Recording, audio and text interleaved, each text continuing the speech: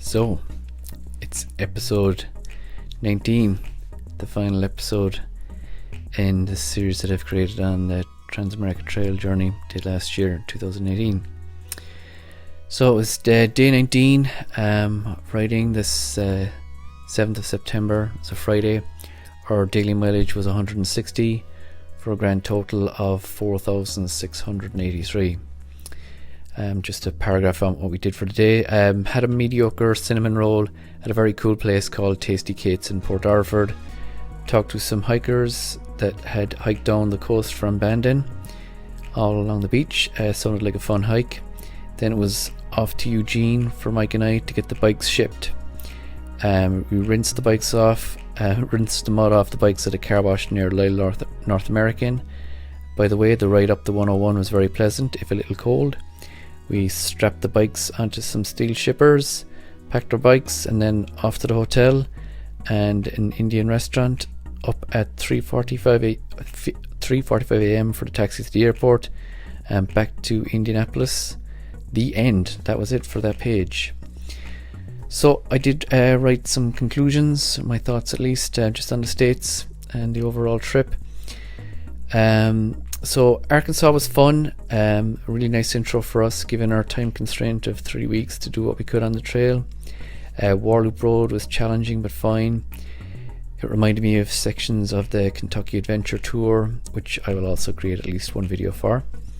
Parts of Oklahoma were lovely, so don't listen to what everybody says and say it's a waste of time. I would disagree, especially the Indian Reservation, I think Osage. And once we made it to the western portion and past Boise City, we got lucky with the weather for the most part in Oklahoma, except for that one tornado. One thing to be aware of is patches of sand that you will hit at a rate of knots. That happened to me on more than one occasion. The short stretch through New Mexico is wonderful.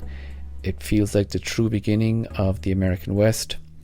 The mud we encountered there was pretty hairy, and we were glad we made it through with only one casualty, so that was Mike's radiator fan. Colorado was one of our favourite states. The mountains were amazing. I would try Ophir Pass again, even after my scary experience there, although I would like to do it on an unloaded bike. And if you've seen that video, if that rock had been compacted, I wouldn't complain about that either. My only real regret from the whole TAT is that we missed the two passes, California and Corkscrew. I've seen other people's videos of those and they look amazing.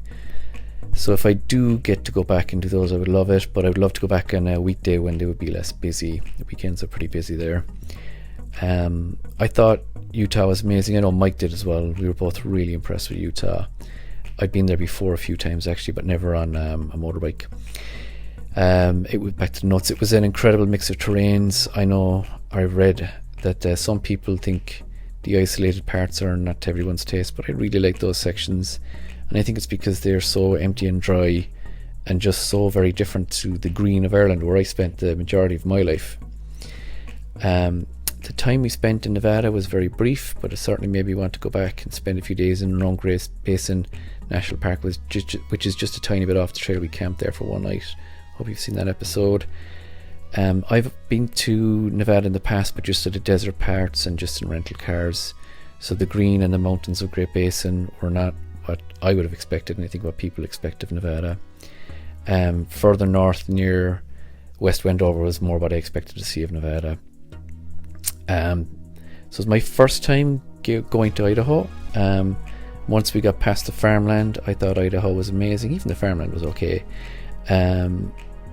It was one of my favourite states of the TAT. I was not expecting it to be as good as it was. And I think of the entire trip, we had most of the best campsites in Idaho. However, the only part of the journey that I would not like to repeat is the section that goes through Craters of the Moon National Monument and Preserve. I found that very unrewarding, and I would go to the west side of it, the touristy side of it, if I were to go back. Backtracking a little bit to Utah, I would try Black Dragon Wash again, but it would have to be cool and it would have to be on an unloaded bike. although I do know it's no longer on Sam's maps. Oregon was a fantastic state. It seemed like another one where I only scratched the surface of it. This is my first time there, but I will be back. I need to go back there with my brother Jerry to go to Crater Lake. And it was a shame that our time constraints forced us off the TAT, and because of the forest fires had such an impact on us. So overall, the TAT was just an amazing trip, a really, really amazing trip. It's a year since I did it, and I still think about it quite a lot.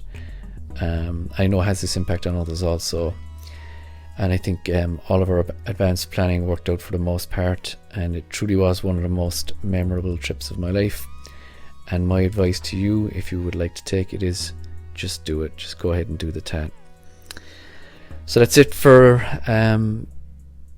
this series on the TAT. I hope you enjoyed it, and I'll be making some more videos in the future. I'm going to take a little break for a while, spend a bit of time with my family.